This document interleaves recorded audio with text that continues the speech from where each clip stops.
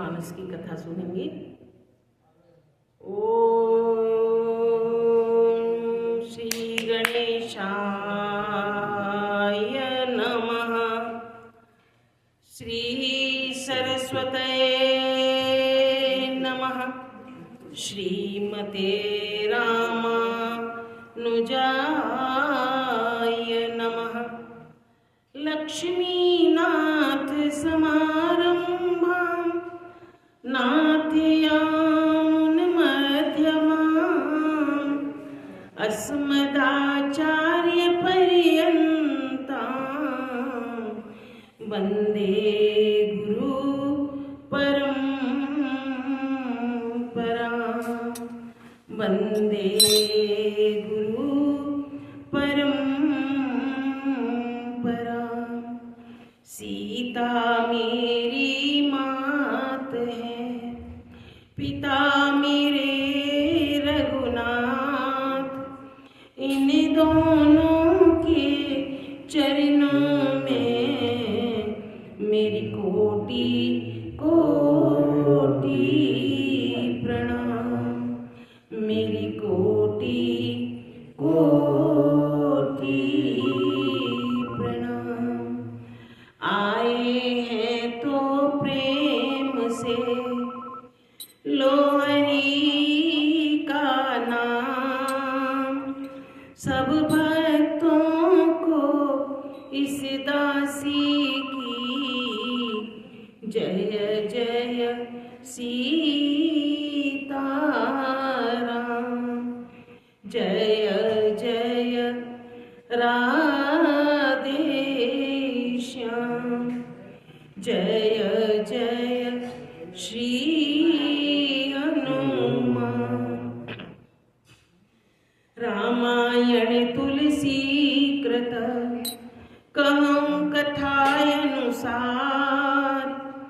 प्रेम सहित आसन गहूँ आवहूँ पवन कुमार। सियावर रामचंद्र जी की जय। पवन सुत हनुमान जी की जय। उमापति महादेव जी की जय।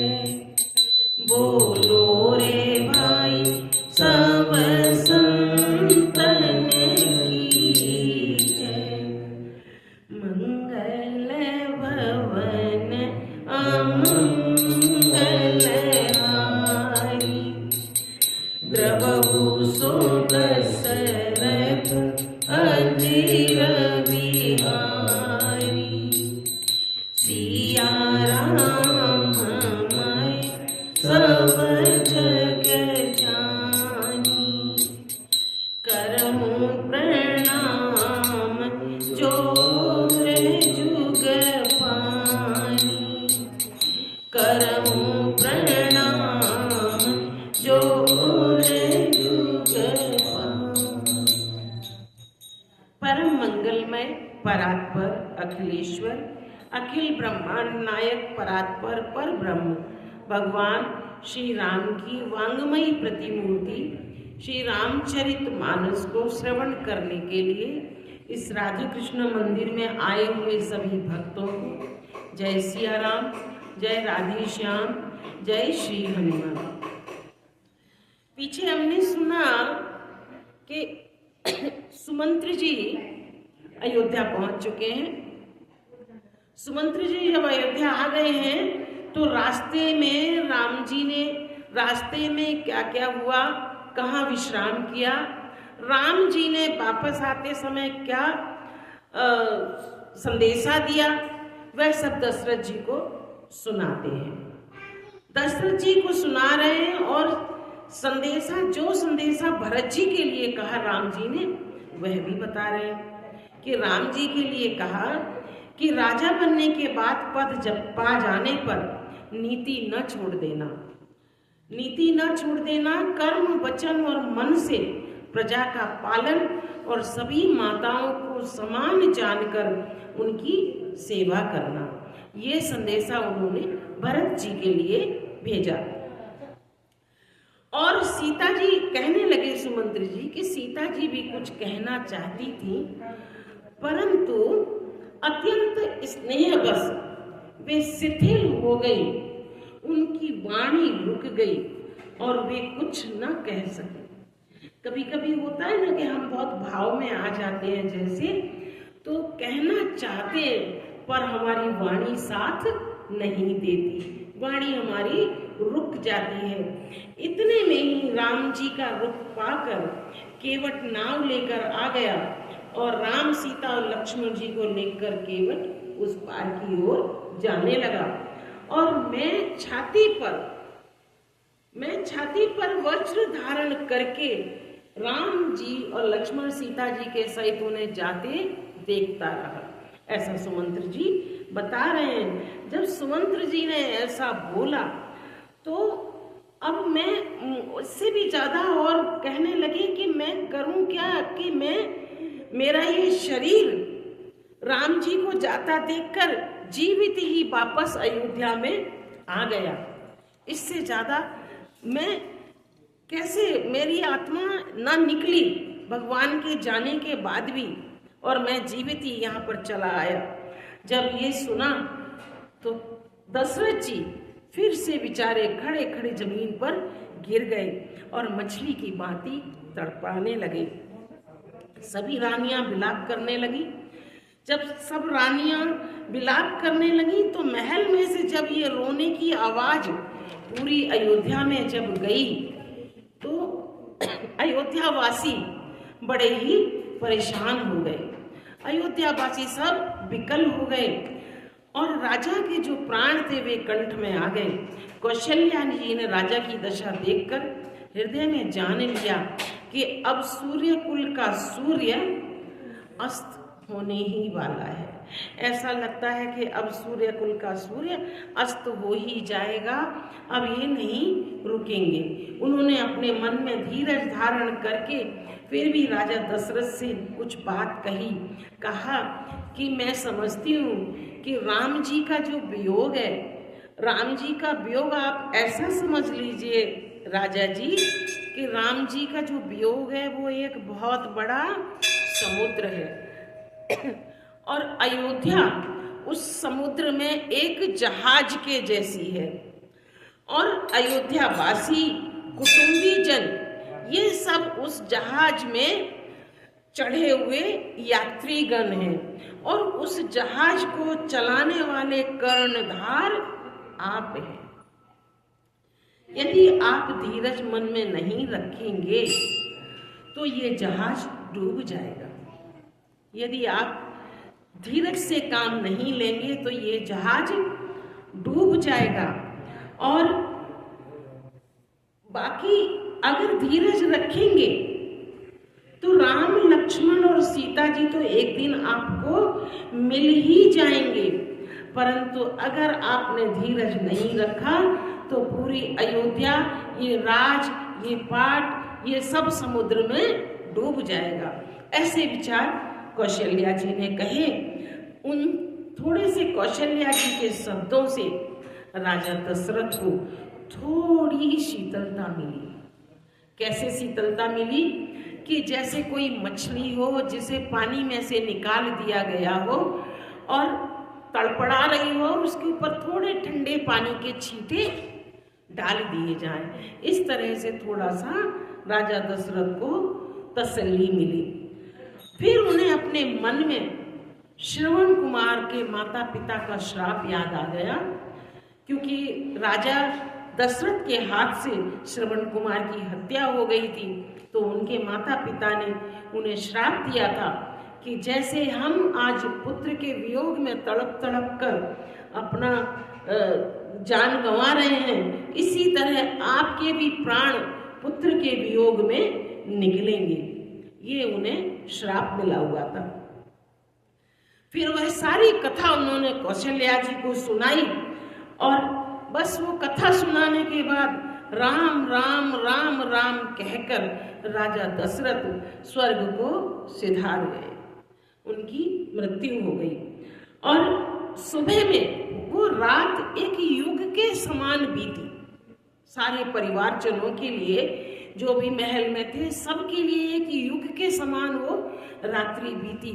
सवेरा होते ही सब मुनिगण आए और वशिष्ठ जी ने नाव में तेल भरवा कर राजा दशरथ की शव को उस तेल के अंदर रखवाया और दूत भेजकर भरत और शत्रुघ्न को बुलवाया, क्योंकि वो अपनी नानी के घर पर गए हुए थे। परंतु जैसे ही खबर सुनी भरत जी ने तुरंत गणेश जी की प्रार्थना करके वो चल दिए, परंतु उन्हें कुछ भी रास्ते का वातावरण और अयोध्या पहुंचने पर अयोध्या का वातावरण उन्हें अच्छा नहीं लग रहा था। यहाँ तक की कथा हमने पिछले रविवार को सुनी, यहाँ से आगे की कथा आज सुनते हैं। पुरजन मिलहि न काई कछु, गवई जुहारहि जाय, भरत कुशल पूछ न सकहि, भय विषाद मन माय। नगर के लोग मिलते हैं, जैसे ही भरत जी आए नगर के लोग मिलते हैं, उनसे राम राम तो कर लेते हैं, उनका अभिवादन कर देते हैं, परंतु उनसे कुछ बात नहीं करते, चुपचाप राम राम करके चले जाते हैं। भरत जी भी किसी से भी कुशल क्षेम नहीं पूछते, क्योंकि उनके मन में भय और विषाद छाया हुआ है। जो दशा उन्होंने देखी अयोध्या की, वो दशा देखकर उनको बहुत ही दुख हो रहा है। और हाट बाटे नहीं जाए निहाई, जनपुर दंडिस लारी दवाई, आवत सुत सुन कैकयनंदन, हरि रविकुल जलरुह चंदन, सजियारती मुदित उठधाई, द्वारे बेटी भवन ले आई, भरत दुखी परिवार निहारा, मानव तुही न बनज बनुमारा, कैकई हर्षित येहि भांति, मन मुदित दव लाई पिरासी, सुतहि ससोच देख मनु मारे, पूछती नैयर कुशल हमारे। बाजार और रास्ते सब निर्जन पड़े हुए हैं, बिल्कुल कोई रौनक नहीं है। मानो नगर में दसों दिशाओं में दावाग्नि जली हुई है। और पुत्र को आता सुन के कैकई बड़ी ही प्रसन्न है। जब सुना उन्होंने कि भरत जी आ रहे हैं, तो पुत्र को आता सुनकर कैकई बहुत ही प्रसन्न है। कैकई कैसी है कि सूर्य कुल रूपी कमल, सूर्य कुल रूपी कमल कौन? भरत, उनके लिए चांदनी के समान बन गई, चांदनी के समान हर्षित हो रही हैं। और आरती सजाकर आनंद में भरकर दौड़ी और दरवाजे पर ही भरत और शत्रुघ्न को पकड़ लिया। वहां जाकर उनकी आरती उतारने लगी और आरती उतार कर वे अंदर लेके आई भरत और शत्रुघ्न को। मानो कमलों के वन को, परिवार को जब दुखी देखा भरत ने, तो भरत को बिल्कुल अच्छा नहीं लग रहा था। उनको ऐसे लगा जानो मानो कमलों के वन के ऊपर पाला गिर गया हो। पाला कहते हैं ठंड के समय में तुषार गिरता है, जिससे सब नष्ट हो जाता है। जैसे यहाँ भी जब बर्फ पड़ती है तो ना पेड़ रहता है ना पौधे रहते हैं, सब नष्ट हो जाते हैं। उसी तरह पाला भी सबको नष्ट कर देता है, सब मुरझाए हुए नजर आते हैं। तो भरत को, परिवार को देखा कि परिवार बहुत दुखी है, तो उनको भी ऐसे ही हो गया। एक कैकेयी ही उनको नजर आ रही थी जो सबसे ज्यादा खुश थी। कैकेयी उन्हें अपनी माँ सबसे ज्यादा खुश नजर आ रही थी और इस तरह चंचल लग रही थी, उसकी आंखों में ऐसी चमक थी जैसे भीलनी ने पूरे जंगल में आग लगा के और आनंद में झूम रही हो। इस तरह की कैकेयी लग रही थी। परंतु जब भरत को उदास देखा, भरत के चेहरे पर कोई रौनक नहीं है, कोई खुशी नहीं है, क्योंकि वह उनको वातावरण वहाँ का ठीक नहीं लग रहा। जब भरत को उन्होंने उदास देखा तो भरत से कैकेयी पूछती हैं कि बेटा हमारे मायके में, हमारे नैहर में सब ठीक तो है?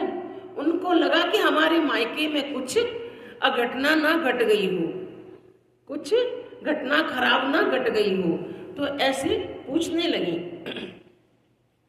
सकल कुशल कहीं भरत सुनाई, पूछी निज कुल कुशल भलाई, कहूँ कहतात कहाँ तव माता, कहाँ सिया राम लखन प्रिय भ्राता, सुनि सुत बचन स्नेहमय, कपट नीर भरि नैन, भरत श्रवण मन सूल सम, पापिन बोली बैन।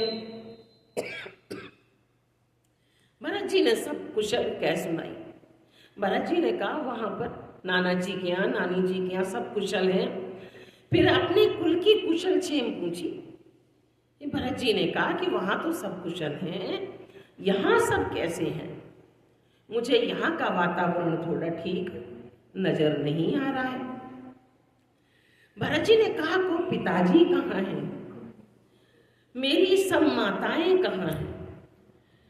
मेरी सीता माँ और मेरे प्यारे भाई राम लक्ष्मण कहाँ हैं? वे सबके बारे में पूछने लगे। वे सबके बारे में पूछने लगे तो कैकेयी ने कपट रूपी अपने आंखों में आंसू लेकर, वातावरण मन में तो उनके खुशी है, तो कपट रूप से आंखों में आंसू भरकर सूल के समान चुभने वाली उनकी जो वाणी निकली, वो भरत को सूल के समान, सूल होता है तीखा नुकीली चीज, उसको जैसे चुबा दिया जाए किसी को, उसके चुभने के जैसी वाणी कैकेयी ने बोली और कहा तात बात में सकल संवारी, बई मंत्रा सहाय बिचारी, कछुक काज विद पीछ बिगार्यु, भूपति सुरपति पुर पगधार्यु, सुनत भरत भय विवश विषादा, जनु सैन्य में उतर के हरिनादा, ताते ताते तात पुकारी, परे भूमि तल व्याकुल भारी। और कैकेयी कहने लगी कि हे बेटा, हे तात, मैंने तो सारी बात बना ली थी, मैंने सारी बात बना ली थी और बेचारी मंथरा ने मेरी बड़ी सहायता की, बेचारी मंथरा ने मेरी बड़ी सहायता की, पर विधाता ने बीच में जरा सा काम बिगाड़ दिया।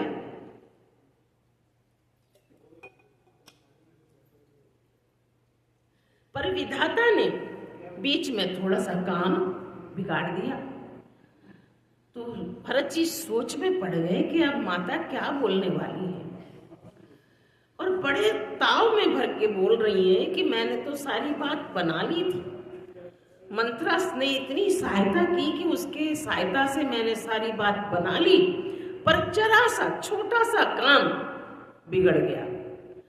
पति की मृत्यु को छोटा सा काम बोल रही हैं। पति स्वर्ग को सिधार गए राजा दशरथ, उसके लिए कैकेयी बोलती हैं कि छोटा सा थोड़ा सा काम बिगड़ गया कि राजा देवलोक को पधार गए। अब जैसे ही भरत ने ये सुना तो दुख के मारे वो बेहाल हो गए। उन्हें अत्यंत दुख हुआ, दुख के मारे वो बेहाल हो गए। मानो कैसे हुआ जैसे सिंह की गर्जना सुनकर हाथी सहम जाता है। जंगल में जब सिंह दहाड़ता है तो हाथी चुप हो जाता है बेचारा, हाथी सहम के बैठ जाता है और वे पिताजी पिताजी पिताजी पुकारते हुए अत्यंत व्याकुल होकर जमीन पर गिर पड़े। भरत जी जमीन पर गिर पड़े और चलत न देखन पायु तोई, तात न राम सौंपे मोई, बहुर धीर धर उठे समाई, कहती तुमरन है तुम्हें ताई, सुने सुत बचन कहती कैकई, मरम पाँच जन माहुर देई, आदि उठे सब आपनी करनी, कुटिल कठोर मुदित मनवरनी। और भरत जी विलाप करने लगे, भरत जी रोने लगे, हे तात, मैं आपको स्वर्ग के जाते समय देख भी न सका, मैं आपको स्वर्ग जाने के समय देख भी न सका। हाय, मुझे आप श्री राम जी को सौंप कर भी नहीं गए। मुझे कम से कम श्री राम जी के हाथ में तो सौंप जाते। फिर धीरज धरकर वे संभल कर उठे और बोले कि माता, पिता के मरने का कारण तो मुझे बताओ, पिता के मरने का कारण मुझे बताओ। और सुन सुत बचन कहत के, मरम पाँच जनुमा सिर देई, आदि उठे सब आपनी करनी, कुटिल कठोर मुदित मन भरनी। पुत्र का वचन सुनकर कैकेयी कहने लगी, मानो मर्म स्थान को, मर्म स्थान कहते हैं जो बहुत नाजुक, शरीर की बहुत नाजुक जगह हो, मर्म स्थान उसे बोलते हैं। जैसे मर्म स्थान को चाकू से चीरकर उसमें नमक डाल दी तो कैसा लगेगा? अगर शरीर के किसी हिस्से को काट कर उस पर नमक छिड़क दिया जाए तो कैसा लगेगा, कैसा लगेगा? तो इस तरह उनकी वाणी भरत जी को लगी। कुटिल और कठोर कैकेयी ने अपनी सब करनी, जो जो उन्होंने किया था, जिस तरह से उन्होंने वरदान मांगे थे, वह सब कहानी भरत जी को सुना दी।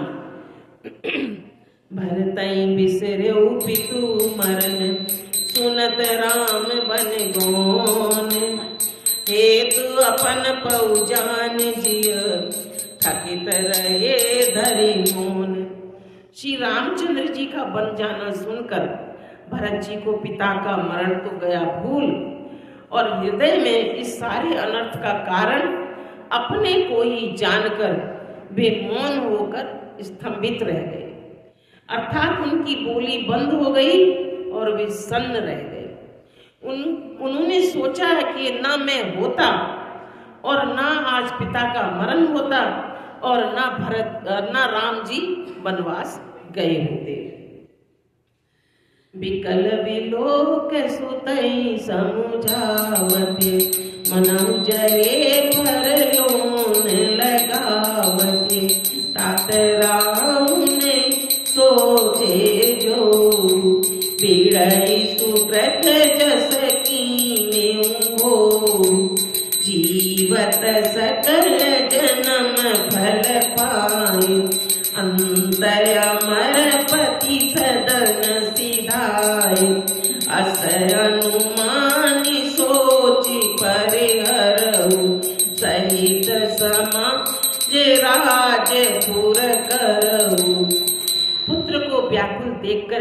गई, समझाने लगी, मानो जले पर नमक लगा रही।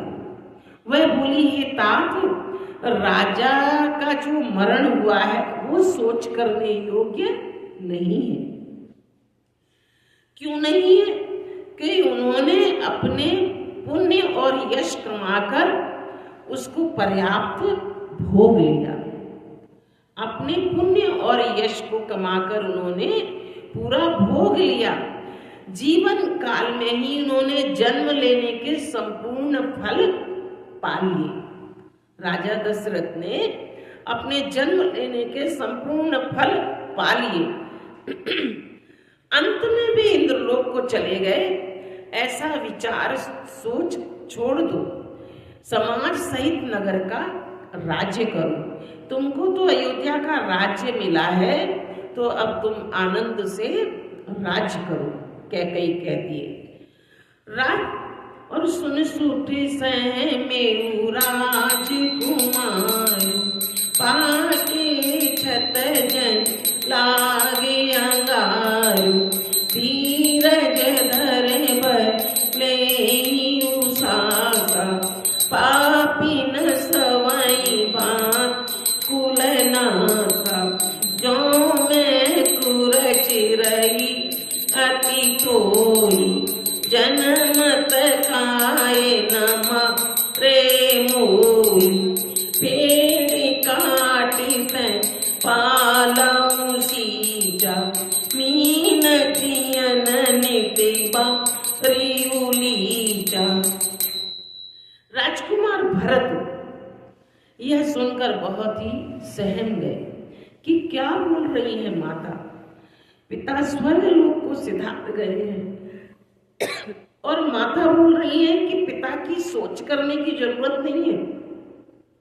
क्या है ये माता कि पिता चले गए स्वर्ग और उनको जरा भी चिंता नहीं है। वो कह रही है कि पिता के मरण की सोच करने की जरूरत नहीं है। मानो पके घाव पर अंगार छू गया हो, ऐसा भरत जी को लगा कि कोई बहुत बड़ा घाव हो शरीर में और उसके ऊपर जलता हुआ अंगार रख दिया जाए तो उस हिस्से की, शरीर के उस हिस्से की हालत क्या होगी। उन्होंने धीरज धरकर बड़ी लंबी सांस लेते हुए कहा कि पापिनी, तुमने तो सभी तरह से कुल का नाश कर दिया। हालांकि माता से ऐसे वचन बोलने नहीं चाहिए किसी पुत्र को, परंतु क्योंकि वे भगवान को बहुत प्रेम करते थे, भरत जी राम जी को बहुत प्रेम करते थे, तो उन्होंने इस तरह के शब्द अपनी माता के लिए उच्चारण किए कि तुमने तो पूरे ही कुल का नाश कर दिया। हाय, यदि तुम्हारी ऐसी ही अत्यंत बुरी रुचि थी, यदि ऐसी ही बुरी रुचि थी तो तुमने मुझे जन्मते ही क्यों न मार दिया। इससे तो मैं यहाँ पला बड़ा ना होता तो ही अच्छा था। मैं इस घर में रहा ही ना होता तो अच्छा था। तुमने पेड़ को काटकर पत्तों को सींचना शुरू कर दिया है। राजा दशरथ, राम ये बड़े थे मेरे से, मेरे पिता, मेरे भाई, इनको तुमने काट के फेंक दिया घर में से और पत्तों की तुम सिंचाई कर रहे हो। किसी भी पौधे की यदि जड़ काट दी जाए और उसके पत्तों को सींचा जाए तो वो पेड़ बड़ा होगा? नहीं होगा।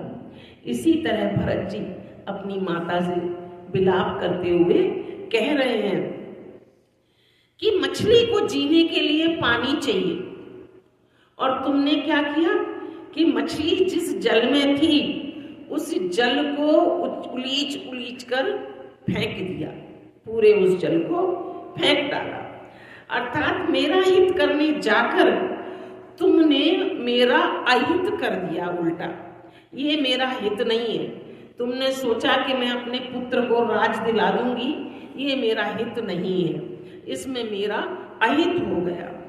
हंस बंसु दशरथ जनक राम लखन से भाई। जननी तू जननी भई विभीषण कछु न बसाए। हाय मुझे परमात्मा की कृपा से, मुझे भगवान की कृपा से सूर्य वंश में जन्म मिला। मुझे दशरथ जी जैसे मेरे पिता हुए, राम लक्ष्मण जैसे मेरे भाई हुए, सीता जैसी मेरी भाभी माँ हुई। परंतु तुमने मुझे जन्म देने वाली माँ तुमको बनाया भगवान ने। ये भगवान ने मेरे साथ अनर्थ किया। मुझे सब कुछ बहुत अच्छा मिला, पर भगवान को तुम जैसी माँ मुझे नहीं देनी चाहिए थी। मेरा विधाता पर बस नहीं चला, नहीं तो मैं तुम जैसी माँ की कोख से कभी भी जन्म न लेता। भरत जी विलाप करते जा रहे हैं और ऐसा कहते जा रहे हैं। जब ते कुमति कुमत जिय ठयऊ, खंड खंड होई हृदय न गयऊ। बर मांगत मन भई नहीं पीरा, गरी न जियऊ परे न कीरा। भरत जी बहुत दुखी है। भरत जी इतने दुखी हैं कि अपनी माँ को कहते हैं कुमति। कुमति उसको कहते हैं जिसकी मति भ्रष्ट हो गई हो, जिसका ज्ञान बिल्कुल खत्म हो गया हो। अरे तुमने जब हृदय में, कहते हैं अपनी माँ को कैकेयी को, कि जब तुमने अपने हृदय में ये विचार लाए, जब तुम्हारे हृदय में ये विचार आया, उस समय तुम्हारे हृदय के टुकड़े टुकड़े क्यों ना हो गए। ये विचार आने के साथ ही तुम्हारे हृदय के टुकड़े हो जाने चाहिए थे। वरदान मांगते समय तुम्हारे मन में पीड़ा क्यों ना हुई। तुम्हारे मन को पीड़ा होनी चाहिए थी। तुम्हारी जीभ, जिस जिह्वा से तुमने वो वचन कहे कि मेरे पुत्र को राजपाट और राम को वनवास, जब तुमने ये शब्द कहे तब तुम्हारी जीभ ये गल क्यों नहीं गई, ये गल कर टुकड़े टुकड़े होकर गिर क्यों नहीं गई। भरत जी इस तरह विलाप करते जा रहे हैं और अपनी माँ कैकेयी को अपशब्द इस तरह से बोलते चले जा रहे हैं। भूप प्रतीत तोरी की मकीनी, मरण काले विदे मति हरिणी। विदौ नारी हृदय गति जानी, सकल कपट गया वगुण खानी। सरल सुशील धर्म रत राऊ, सुखी मजानी की असुभाऊ। अस को जी भजंतु जग माही, जय रघुनाथ प्राण प्रिय नाई।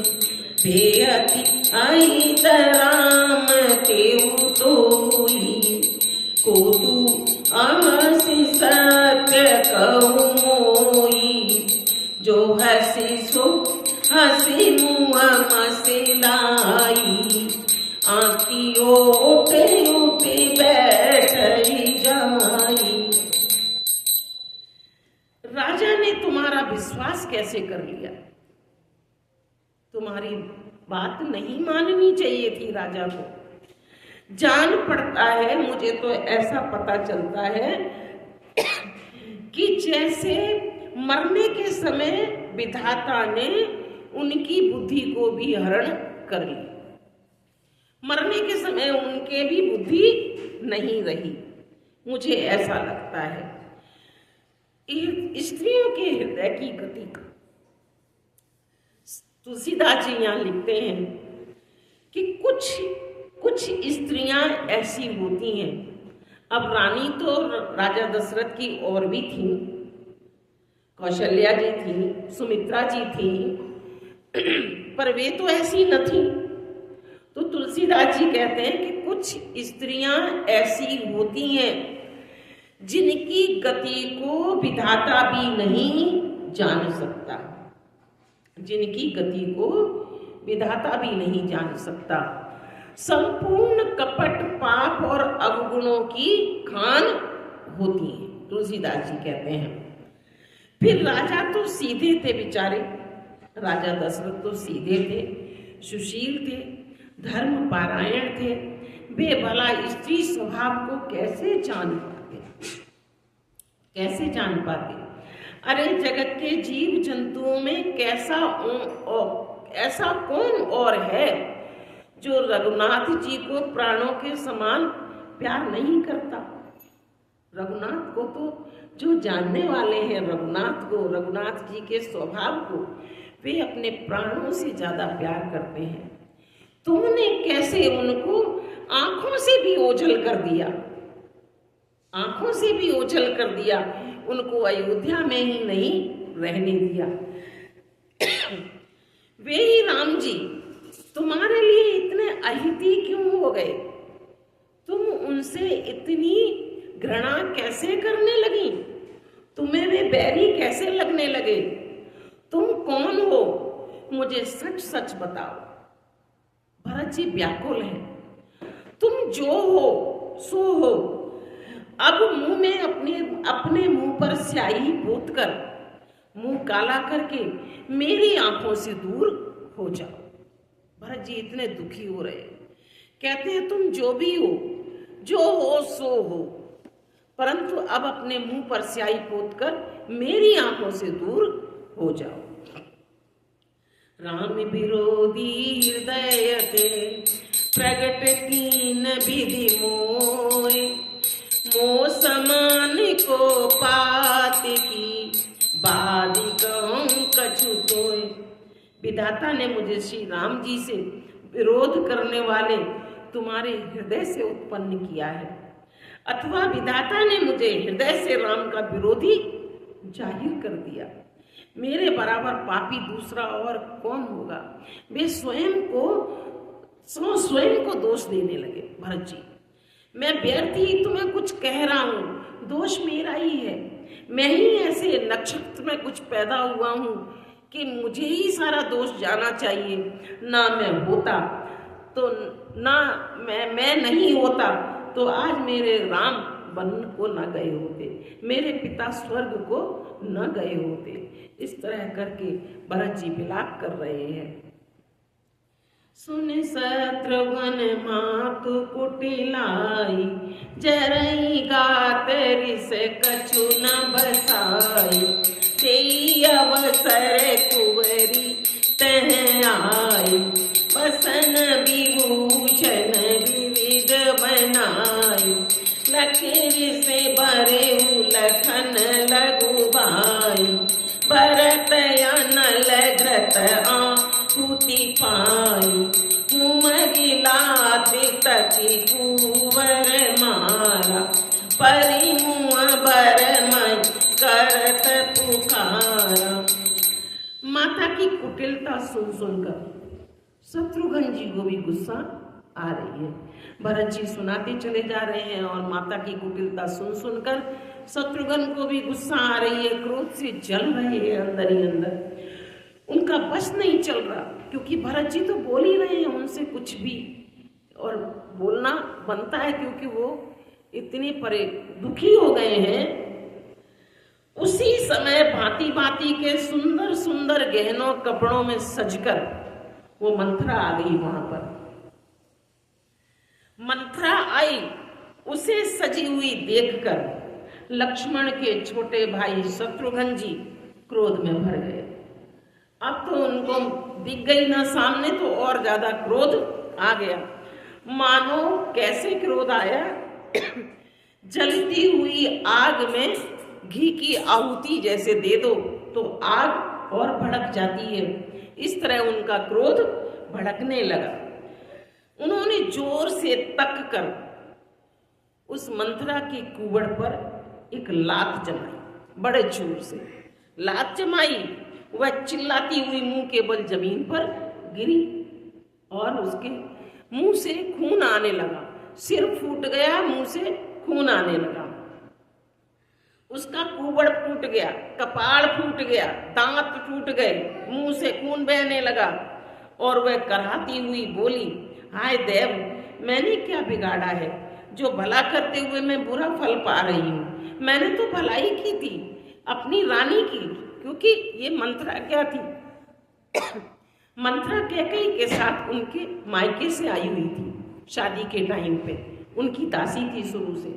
मैंने तो रानी कैकेयी का भला ही चाहा है, मैंने क्या बुरा किया है। तो सुमिर पुहन लखे नख सिख खोटी, लगे घटी लगे घसीटन धर धर झोटी, भरत दयानी दीन चढ़ाई, कौशल्या पै गए दो भाई। उसकी ये बात सुनकर उसके नख से शिखा तक दुष्ट जानकर शत्रुघ्न जी ने क्या किया कि उसके जोटा कहते हैं बालों को बालों को पकड़ पकड़ कर उसे घसीटने लगे। अब वो सारा क्रोध उस पर उतारने लगे।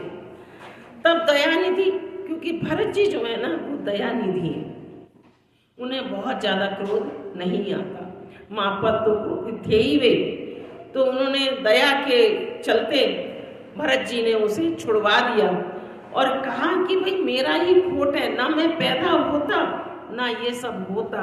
अब इन सब पर गुस्सा करने से कोई फायदा, इन सब पर क्रोध करने से कोई फायदा नहीं है। मलिन बसन विवरण विकल शरीर दुख भार, कनक कल्प बर बेल बन मानव हनी तुषार। अब दया करके उसको तो छुड़वा दिया, फिर दोनों भाई कौशल्या जी के पास गए, भरत और शत्रुघ्न। कौशल्या जी कैसे हैं? कौशल्या जी के वस्त्र मैले हैं, बैठी हैं बेचारी ऐसे, चेहरे का रंग बदल गया हुआ है, व्याकुल हो रही हैं, दुख के बोझ से शरीर सूख गया है, ऐसी दिख रही है मानो सोने की सुंदर कल्पलता को वन में पाला मारा गया हो, बिल्कुल निचुड़ जैसी गई है। उन कोई रौनक नहीं है चेहरे पर, मैले कुचैले कपड़े पहने हुए बैठी हुई है अफसोस में। और भरतई देखी मातूठी ढाई, मुरे चितयवन परी जई आई, देखत भरत विकल भय भारी, परे चरण तन दशा विसारी, मातु तात देरी दिखाई, कह सिया राम लखन दो भाई, कह कई कत जनमी जग मांझा, जो जनमी तबे कहना बांझा। भरत को देखते ही माता कौशल्या जी उठी और दौड़कर भरत को गले लगा लिया, पर चक्कर आने से मूर्छित होकर जमीन पर गिर पड़ी। भागने की कोशिश की, भरत को पकड़ने की कोशिश की, परंतु वे चक्कर आने से गिर गई। और देखते ही देखते भरत जी इतने व्याकुल हो गए और शरीर की सुध भुलाकर चरणों में गिर पड़े माता कौशल्या के। फिर बोले, माता पिताजी कहाँ हैं? उन्हें दिखा तो दीजिए मुझे। सीता जी तथा मेरे दोनों भाई श्री राम और लक्ष्मण कहाँ हैं? उन्हें दिखा दे। कैकेयी जगत में क्यों जन्मी? ये माँ, ये जो हमारी माँ है कैकेयी, ये जगत में जन्मी ही क्यों? और यदि जन्मी ही तो फिर बाँझ रह जाती, मुझको क्यों इस संसार में लेके आई? मैं क्यों इसके गर्भ से आया? इस तरह भरत जी विलाप करने लगे।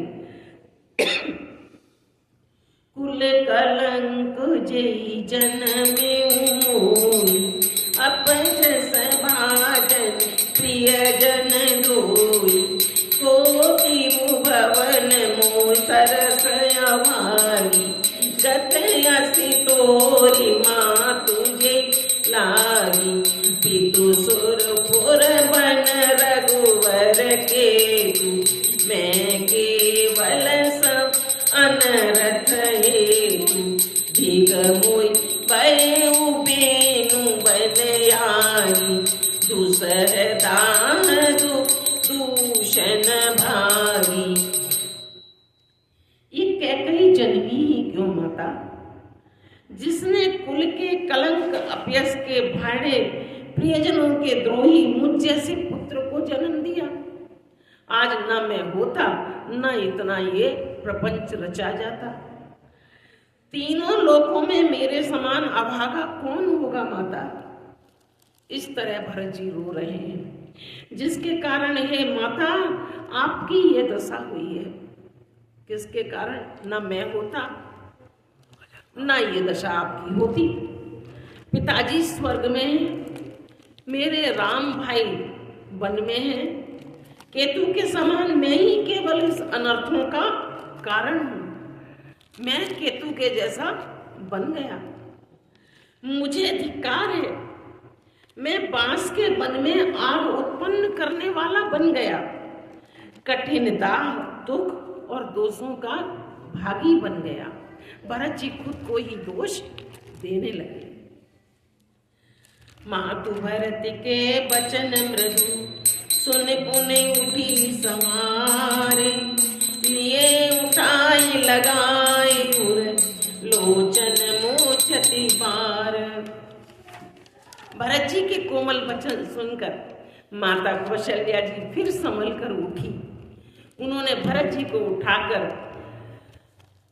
अपनी छाती से लगा लिया और नेत्रों में आंसू बहाने लगी।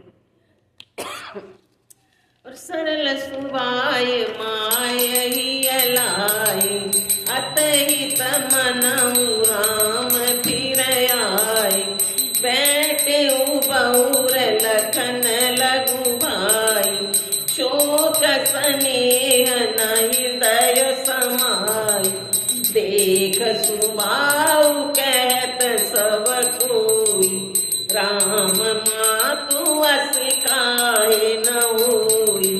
माता भरत गोद बैठारे, आंसू पहुँची मृदु वचन उचारे। सरल स्वभाव वाली माता ने बड़े प्रेम से भरत जी को छाती से लगा लिया। ऐसे लगा उनको जैसे श्री राम जी वापस आ गए हैं और मेरी छाती से चिपक गए। फिर लक्ष्मण जी के छोटे भाई शत्रुघ्न को भी हृदय से लगाया। शोक और स्नेह हृदय में समाता नहीं है। शोक भी है, स्नेह भी है, क्योंकि माता कौशल्या भरत जी को बहुत प्रेम करती थी, बहुत स्नेह करती थी। कौशल्या जी का स्वभाव देखकर अब सब कोई जो कोई देखता है वो कहता है कि ये तो श्री राम की माता है, ऐसा स्वभाव इनका क्यों न होगा। माता ने भरत जी को गोद में बैठा लिया और उनके आंसू पोंछकर कोमल वचन कहने लगी। अजहु बचे बलि धीरज धरऊ, कुसमऊ समुझ शोक परिहरऊ, जनि मानव प्रियहानि गलानि, काल करम गति अघटित जानी, काहु ये दोष देऊ जनिताता, बामुई सब विधि बाम विधाता, जो ए देव दुख मोहि जियावा, अजहु को जानई काते भावा। हे वत्स, मैं आपकी बलिहारी चाहती हूँ, तुम अब धीरज धरो, बुरा समय जानकर शोक त्याग दो। समझाने लगी माता कौशल्या।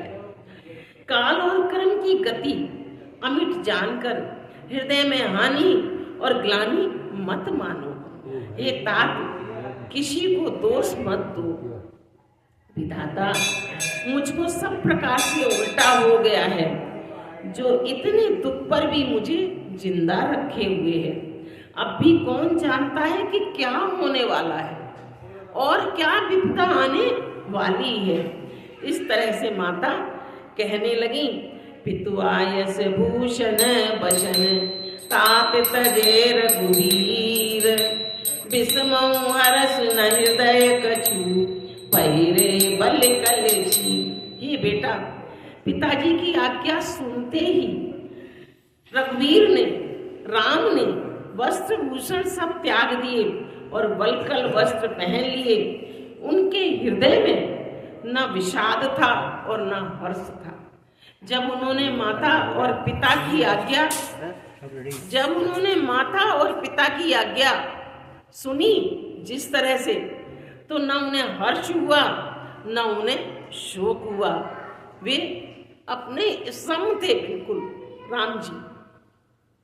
आज की कथा को यहीं विराम देती हूँ।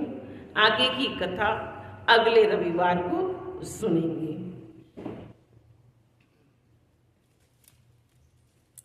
रामायण तुलसी कृत काम कथानुसार राम कथा विसर्जन होते हैं, सुनो वीर हनुमान।